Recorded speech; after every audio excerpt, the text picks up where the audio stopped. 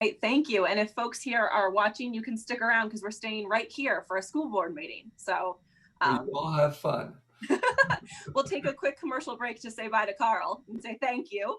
Thank Thanks, you for Carl. moderating this very unusual year. Thank We you. appreciate it. Thanks, Carl. And we are going to move into our March board meeting. And so I will open the school board meeting, the Grantham School Board meeting, and the board meeting is opening at 7:31. And I'm just going to review very quickly our emergency order declarations. So as the chair of the Grantham School Board, I find that due to the state of emergency declared by the governor as a result of the COVID-19 pandemic, and in accordance with the governor's emergency order number 12 pursuant to executive order 2020-04, this public body is authorized to meet electronically. So we are providing access to this meeting by telephone with additional access possibilities by video or other electronic means. And we're utilizing Zoom for this electronic meeting. If you have any difficulty accessing this, or if you need information for accessing the meeting, it's located at www.gvshawks.org. And the public was notified the necessary information for accessing this meeting. And we are providing a mechanism to alert this public body during the meeting if there are problems with access. And you can do that by calling 603-863-9689 if there are any difficulties accessing the meeting. If we do find that we hear from the public that they are having difficulty accessing the meeting will be adjourned and rescheduled. And I'm just checking, and we do have folks with us still. So it looks like our attendees are still able to access the meeting. And all votes that are taken tonight during this meeting shall be done by roll call vote. So we'll just do a quick, a roll call attendance where each member will state their presence and also state if there's anyone in the room with you during the meeting, which is required under the right to know law. So we'll do a quick roll call of the board members and then other administrators that are here in the room with us. So Leslie. Hi. Denise. You're here, you're present. I'm here and there's no one in the room. I'm so sorry. And Denise. Denise Sullivan, no one is in the room with me. Jody. Jody Poljasic, and I am in the room with Leanna Dumas, and she's sitting right across from me. And Christine. Christine Conroy, and there's no one else in the room. And Brittany Pye, there's no one else in the room with me. And then I'll go to other folks we have here on our panel with us. So Sydney. Sydney Leggett, nobody in the room with me. Kristen. Kristen Reed, nobody in the room with me. And Leanna. Leanna Dumas, and I am also in the room with Jody Poljasic. And Karen. Karen Lassard, and there's nobody in this dark room with me either. And Brenda. Brenda Malloy, and I am in the room by myself. Okay. All right. So before we get started with our board meeting, I want to just take a brief moment, as is my prerogative as chair. I get to talk about one of my colleagues for a minute here. So as the chair of the Grantham School Board, I just want to take this opportunity to recognize Jody Poljasic for her time that she has served and her devotion to the Grantham School Board. So this meeting marks Jody's final meeting. I'm doing that because someday we'll rope you back in. So this meeting does mark Jody's final meeting with the board, and traditionally the board would recognize our outgoing board members at the annual district meeting. And so since we're in this sort of liminal space between our district meeting and our board meeting, I wanted to take this chance just to recognize the work that you've done on the board. And I did give Jody a warning that I was going to talk about her for a while. So you'll have to just sit there and take it for a minute. So a couple of the things that I just wanted to recognize you for that you have really helped me build in terms of my skills on the board is balancing your commitment to kids and your commitment to taxpayers. I feel like you are able to hold both of those with equal care and with equal weight. And that ability to not sort of come into your work on the board with a singular focus has really demonstrated to me how local government should work at its best. You come in wanting to take on each issue at its core values And you've really demonstrated for all of us how intertwined the nature of everything that we do is. So how our budgets impact our kids, how our kids impact our families, how our families impact our budgets, how our taxpayers impact everyone. And you've really demonstrated that the work that we do in this hyper-focused local government works best when we all value the full scope of what we're doing, and we value all of our work and all of our responsibilities equally. And so I know I came into the board with a certain level of misunderstanding of exactly how boards worked. And you were one of the examples for me that showed me how boards should work and how boards really work their best. And I think it is that your ability to hold your care and dedication for the best of our kids alongside your care and dedication to the best interests of the taxpayers that make you such a valuable board member. So we have been through so many wild things in your 6 years on the board. I can't imagine you ever came onto the board thinking you would hire a superintendent, hire a new principal, and also help manage a global crisis. And so for that work, we are grateful, and we do have some things that we would like to give to you as tokens of our appreciation. And it just so happened that you happened to go to the place with another person so that we could make this happen, which is wild. So thank you for showing up in the gym. And so we'd have in your balancing of your ability to value the kids and value the larger picture, we've given you something from the kids and something with a little larger picture.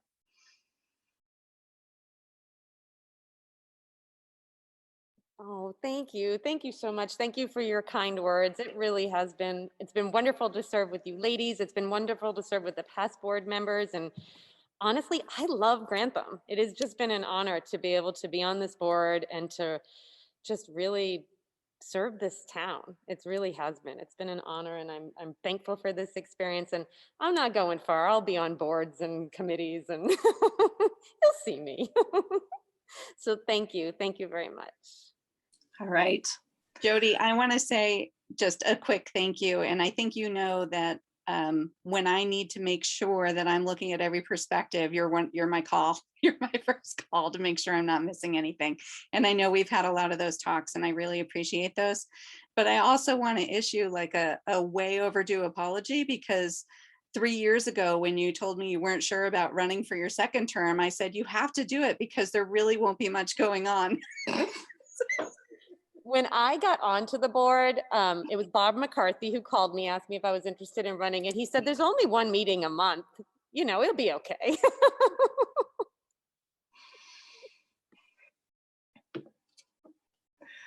All right. Well, thank you, Jody, and we'll move into approving our agenda for tonight. So are there any changes or additions to the agenda tonight?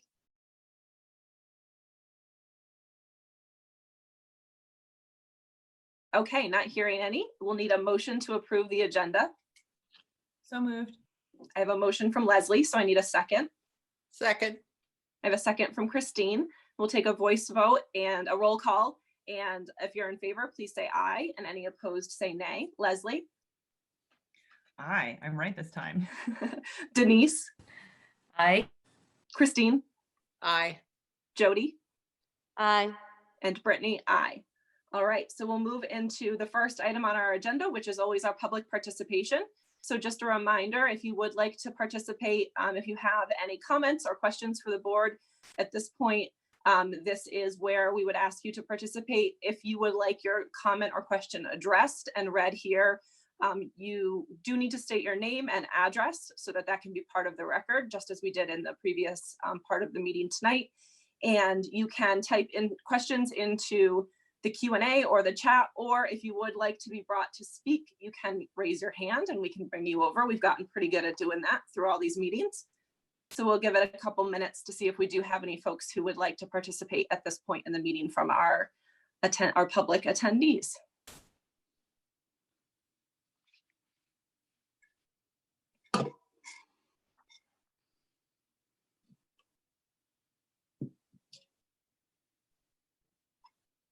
And thanks to the folks who stayed after the information session to join us for the meeting. We appreciate it.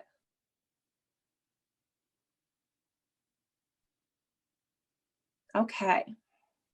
So we do have a comment here, Lauren Luce, 60 Troon Drive, in regards to the discussion of an instructional model. Please remember, only people who want change get involved. I'm here to offer an alternative perspective. Our current 4-day model provides all of our children with safety, stability, sustainability, and continuity of learning. Moving to a different model while in our current circumstances would disrupt, if not completely remove, all of the aspects listed above. I urge the board to continue with our current model for the health and safety of our children and staff. Thank you for your comment, Lauren.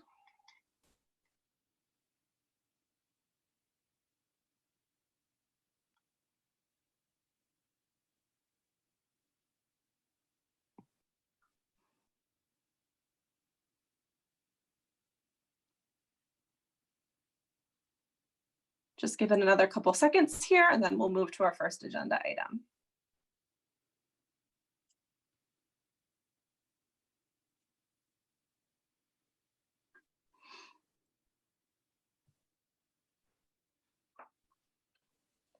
I do think if I ever have a chance to give Zoom some feedback, I do think they need to put a little like the 3-dot typing to tell me like someone's typing right now.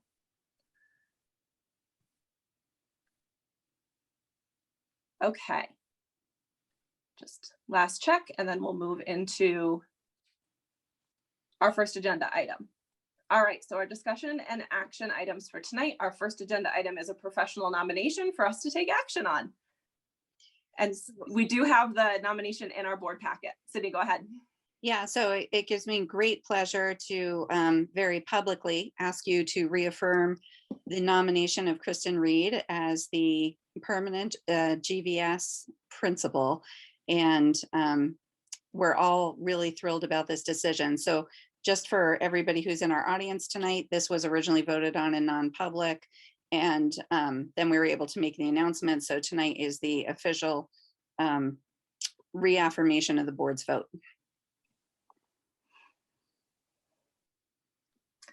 Okay, so we'll need a motion to accept the nomination of Kristen Reed as principal of Grantham Village School. So moved. I want it. My name on the record. We have Second. a motion from Leslie and a second from Denise. So this is the one where everyone's going to race to make the motions, and then the next one, nobody's going to want to do it. I wasn't quick enough. All right, so we have a motion from Leslie and a second from Denise, and we'll do a roll call. If you're in favor, please say aye, and if you're opposed, say nay. Leslie? Aye. Denise? Aye. Christine? Aye, with delight. Jody? Aye. And Brittany? Aye, enthusiastically. So the motion passes, and welcome back aboard, still aboard, on aboard, I don't know. We're excited. Yay, thank you. Thank you. All right. And our next agenda item, we go from very excited to more difficult, but excited for the person's future. We have an action to take on accepting a retirement. And so the letter is in the board packet. And so the board tonight is accepting the retirement of Lynn Wallace. And so we do need a motion to accept with sincere gratitude, and I don't even know what else to say without me bursting into tears. So deep gratitude and sincere thanks and appreciation for everything you have done for Grantham Village School and the children of Grantham, the retirement of Lynn Wallace. So moved. I have a motion from Leslie, and I'll need a second. Second. And a second from Christine. And so we'll take a roll call. If you're in favor, please say aye. And we know that you're not actually in favor of saying goodbye to Mrs. Wallace, but we know that we are also wishing her well and excited to see her off on her next adventures. And if you're opposed, please say nay. Leslie? Aye. Denise? Aye. Christine? Aye. Jody? Aye. And Brittany? Aye. And I think, as someone whose child brought a lot of books home from Mrs. Wallace, I think Michelle Dufresne should write a book about Mrs. Wallace, because there was a few years in our house where every single book was written by Michelle Dufresne, and probably had Mrs. Wallace behind it. So was this book written by Michelle Dufresne, and did Mrs. Wallace give it to you? Were questions that were prerequisites for any reading material in our house. So thank you, Mrs. Wallace. I did it without crying, you guys. I came this close, but I made it. Brittany, I have to share that when we first moved to Grantham, she was Haley's second grade teacher, and she changed learning for her full-fold. I mean, her previous teachers had always kind of put her aside with the book, where Mrs. Wallace was like, you can do more, you can do more. And with Lillian, she really brought Lillian out of her shell with reading. I mean, she was life-changing to my children. I can't even tell you how much I appreciate her. I know I was sitting here thinking of the impact she had on Barrett, and then I was like, oh my gosh, I just think about all the kids over all that time, and oh no, I feel a little verklempt, but I'm sure us as a board will do something for her to give her a sense of her impact on the number of lives. And when she impacts our kids, she impacts all of us too. Yep. Okay, deep breath, and on to the presentation of our NWEA data, which are the reading section of that has Mrs. Wallace all over it. So it's a good transition right into that presentation of that data. Okay, Principal Reed is going to be taking over this. Kristen, I'll pull up your presentation if you just Okay. tell me when you want me to switch the slides. Okay, that sounds perfect.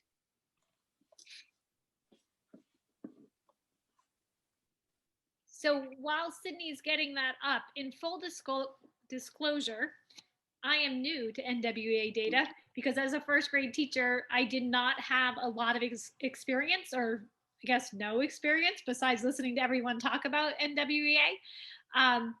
So this has been a learning experience for me, kind of diving into NWEA. I've talked to Sydney a lot, talked to teachers a lot. I met with a consultant from NWEA who blew my mind with the information that I can get from their website.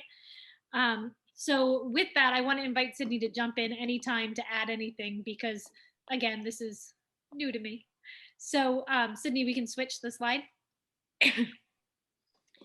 So this slide, what the graph is showing is this fall in October, our kids in 3rd through 6th grade took the NWEA test, which isn't normal for us. We normally don't take it in the fall. And you can see the fall is the blue. 2nd grade didn't take it in the fall, but did take it in the winter.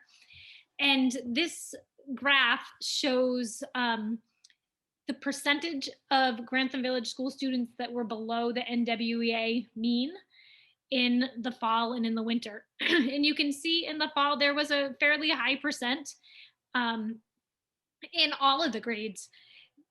But when you look only 4 months later, when we took the NWEA again in the winter, there was an incredible improvement in terms of, so in grade 3, there were 29.3% fewer that were below the NWEA mean 4 months later. In grade 4, 31.8% fewer. Grade 5, 23.1%, and in grade 6, 14.8% fewer. So you can see that just in that short period of time of being back to school, there was a great improvement in our learning in math. I do want to note that because we've never done NWEA in the fall, it's I'm uncertain, Sydney's uncertain. We don't know why those blue percentages are where they're at. Could they always be like that every year because of the summer slip? Is it COVID related? We really don't know. But I think what's really a great takeaway is the growth that we see from fall to winter. So I think we can go forward to the next one. So looking still at the math, when we look at the averages of our Grantham Village School NWEA in each grade level, at every grade level, the winter 2021 NWEA grade level average is at or above the NWEA mean, which is pretty phenomenal. Something to celebrate for sure. And I think we can go forward again, Sydney, unless you want to add something. So as well as those graphs, I put graphs in your board handouts, and I'm just going to pull them up for myself so I can see them too. And the handouts start with math graphs. And what it's showing is historical data from winter 2017 to winter 2021. And you'll see in math, the math doesn't reflect growth every year. So what that was showing me is that, one, as time goes on, we really want to look at math and why we're not seeing growth, but also that the test scores that we see, I wouldn't attribute them to the COVID and the model changes, that there's something else going on. Some of the things I was thinking about when looking at it is historically we've had a reading interventionist, but not a math interventionist. And as we move forward into the spring in next year, we're looking at an MTSS system that we're really starting with looking at early intervention in reading. And what we're thinking is, or what we're hoping is, everyday math is a very language-based math program. So by really putting some focus on a multi-tiered support system and early literacy to start, hopefully that will impact the math as well, because everyday math is such a language-rich program. But then also, as time moves on, again, our reading specialist is going to be a reading and math interventionist, or our reading interventionist is going to be a reading and math interventionist now. So as the year goes on and we move into 21, into 22, 23, where we're going to start putting more MTSS development focus on mathematics, that will also help with our math data, NWEA scores. Sydney, did you want to add anything in there? Nope. Then we can move forward to reading. Maybe that's just a cute, well, that's just the cover. So we can go forward from there. So these are pretty much parallel to the math in terms of the way I set them up. But again, the graph starts, these are the reading scores, and the graph starts with fall to winter below the NWEA mean. And same information that we haven't taken NWEA in the fall in the past, so we're unsure why the percentages are as high as they are in some cases. Is it summer slip? Is it COVID related? We just really don't know. But again, in that 4 months, the growth that you see in third grade, there's 29.1% fewer GVS students below the NWEA mean. In fourth grade, 8.3% fewer in the winter than the fall. I'm going to skip to sixth grade because I want to talk about fifth grade separately. And in sixth grade, 10.1% fewer in the winter than in the fall. Fifth grade, at first glance, it looks like there's more who were below the NWEA mean. But in reality, in the fall and in the winter, there were 6 students that were below the NWEA mean. In the fall, 26 students were tested. In the winter, 23 students were tested. So mathematically, the average goes up, or the percentage goes up. But I really wouldn't look at it as a decrease. So on this slide, again, looking at the reading NWEA average scores in each grade level for winter of 2021. This time, every grade level, the average was higher than the NWEA mean for every grade level for our winter scores in 2021. So again, a lot to celebrate there. And then we can go on to the last one, which brings us to the historical data, the graphs in your handout again, but looking at the reading. So the reading didn't have any, looking 2017 to 2021, didn't have any definitive trends. There were really lots of up and downs. So looking at it, I couldn't discern whether COVID and our model changes had any impact on our learning and our NWEA scores. But again, looking at starting the 21-22 school year, putting an emphasis on developing a multi-tiered support system, and putting a focus on reading intervention, early reading intervention. will help, and hopefully our anticipation is help improve some of our test scores and our reading abilities. With that MTSS and early interventions, one of our focus is matching the intervention to the student versus matching the student to the intervention. So really looking at each kiddo and where do they have a deficit, and how can we really focus on that to improve their reading instruction. And then another focus is going in our early intervention is going to be utilizing all available resources, materials, and people, to try to really kind of beef up that our reading instruction. So if we go forward again, this is just another way of looking at the data. So the orange is January of 2020,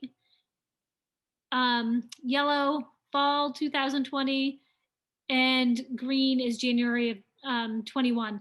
And it's showing the average NWEA scores in each grade level. So you can Kristen, this one is actually showing the average growth. Oh, I'm sorry. Yep. My bad. Okay, the average growth. Mm-hmm. So we want to look at growth. So basically what we would be looking at is we tried to see, and again, since we don't do fall testing, we don't really know if we have a dip every single fall or if there's a fall because of dip because of COVID. But what we tried to do is we tried to see the growth in terms of, if we were normally looking at growth, we would be looking at the 192 to the 203, as kind of the average growth. And then you see the slight decrease, but you see recovery in every single area in reading, which makes us incredibly happy. And then we also went back, Kristen went back, I think 3 or 4 years to look at what the average growth was per year. Yeah. And we're seeing that we met average growth this year as well in 5 out of the 8 areas that we assessed. So we are also incredibly happy about that. We always talk when we meet about these that, we always want to make sure that we're looking at every individual child, which we do. So you're just getting the big picture level here. But learning loss is such a topic of discussion, and it's been such a concern and something that I know that we've all had on our minds and been worried about. From what we're seeing so far, we feel that there are individuals who definitely will need some extra support, and as always, but what we're seeing on the big picture level is that GVS should be incredibly proud of the learning that our kids are still doing. It's really a beautiful thing. It's pretty amazing.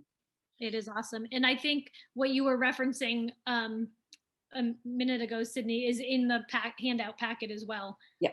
Going back to 2017. Yeah, and you'll see the same trend in math as well, in terms of the growth that's continuing to happen. Are those numbers at the tops of the bars, are those average scores? Yes. Yep. And that's where I was misspeaking. Sorry about that. Yep. And we're also looking at, I'll stop this. We're also looking at the fact that we do see children at the younger grades, like Kristen was talking about, we see children at the younger grades not performing quite as, I think I just lost power in the SAU.